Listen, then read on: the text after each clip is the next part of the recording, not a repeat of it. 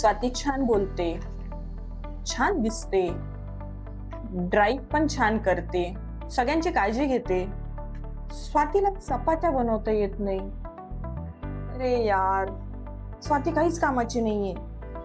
हे आपल्या सगळ्यांसोबत होत असतं. काय होतं ना की स्वातीला चांगल्या चपात्या बनवता येत नाही हा माझा दृष्टिकोन आहे, पण स्वातीचं अस्तित्व चपात्यांमुळे आहे का? बिलकुलच नाही.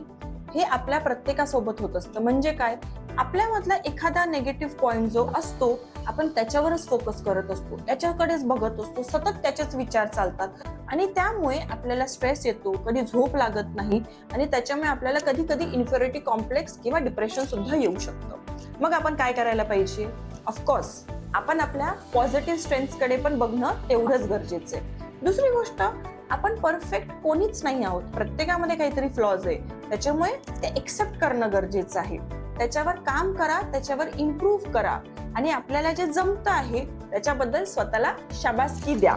सो नेक्स्ट टाइम आपला जर हा पेला खूप भरलेला असेल तर good, that is very nice. पण हा जो नेगेटिव्ह पट्ट्याचा पेला असतो त्याच्याकडे फक्त लक्ष द्या, त्याच्यावर काम करा.